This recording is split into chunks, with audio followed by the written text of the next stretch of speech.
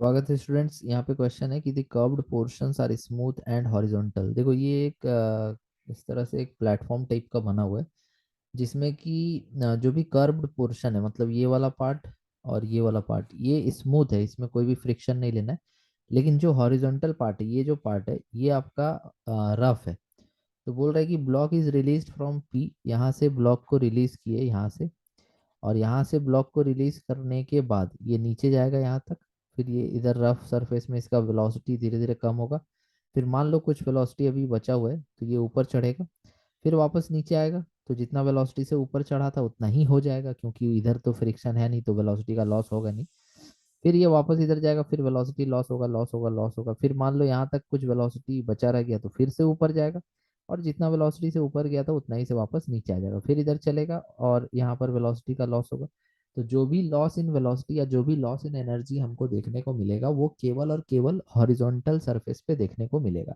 ये वाला सरफेस जो है, इसमें कोई भी एनर्जी का लॉस हमको देखने को नहीं मिलेगा।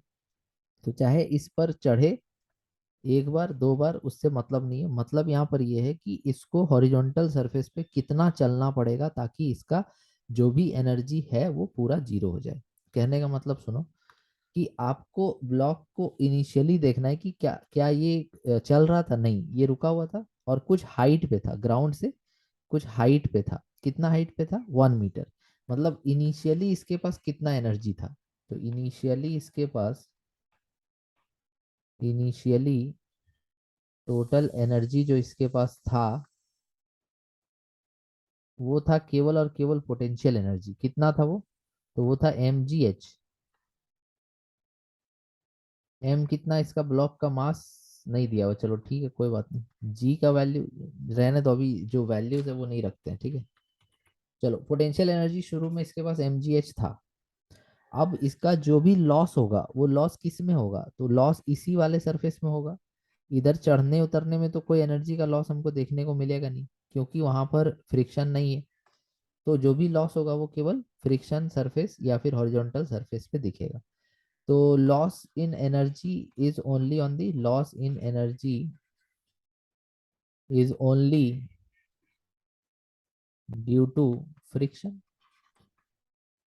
तो ये हो जाएगा आपका equal to force into displacement. Negative यहाँ मत लेना, बिकॉज हम ऑलरेडी यहाँ लॉस की बात कर रहे हैं, तो नेगेटिव लिखने की जरूरत नहीं है, ठीक है। क्योंकि फ्रिक्शन का वर्क या फ्रिक्शन का जो भी एनर्जी है वो लॉस हो रहा है, तो आप फ्रिक्शन की सोचोगे, सर फ्रिक्शन की डायरेक्शन इधर होगी, ब्लॉक इधर जा रहा है, सर थीटा 180 होगा, वन -1 लिखेंगे, तो वो सब दिमाग से निकाल दो। क्योंकि हम यहाँ पे ऑलरेडी लॉस इन एनर्जी की बात कर रहे हैं, तो सिंपल तुम फ्रिक्शन इंटू डिस्प्लेसमेंट लिख दो, एनर्जी लॉस आ जाएगा।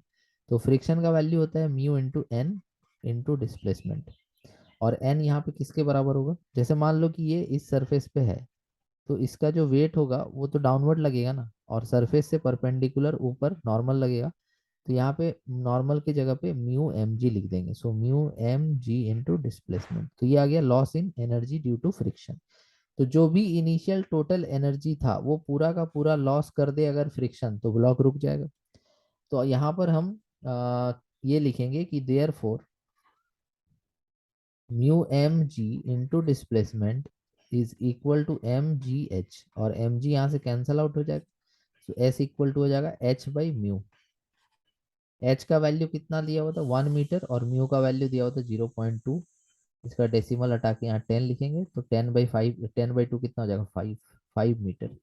तो इसका ये मतलब हुआ कि जो भी हॉरिजॉन्टल सरफेस है जिसमें कि एनर्जी का लॉस हमको देखने को मिल रहा है, उसमें ब्लॉक को कम से कम 5 मीटर चलना पड़ेगा, तब जा करके जो भी टोटल एनर्जी उसके पास था वो पूरी तरह से खत्म हो जाएगा और ब्लॉक जो है वो रुक जाएगा।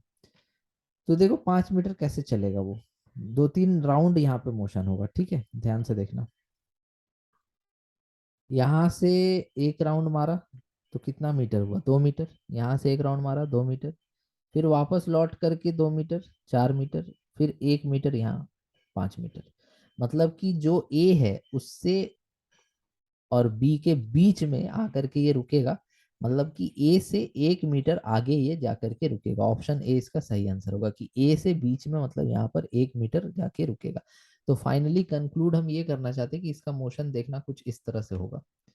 देखो, यहाँ से ये नीचे गिरा, यहाँ तक आया, 2 मीटर चला, फिर ऊपर चढ़ा, फिर वापस नीचे आ गया, जितना वेलोसिटी चढ़ा था उतना ही से आ गया, लॉस नहीं हुआ। फिर ये इधर गया, फिर थोड़ा ऊपर चढ़ा, फिर नीचे आया, फिर इधर गया, फिर थोड़ा ऊपर चढ़ा, फिर नीचे आया, फिर इधर गया, फिर बीच में आके रुक गया। तो ये धीरे धीरे एनर्जी का जो भी लॉस है वो केवल प्लेटफॉर्म पे हुआ है। ऊपर नीचे जाने में कोई भी एनर्जी का लॉस यहाँ देखने को नहीं मिलेगा, क्योंकि वो सरफेस स्मूथ है।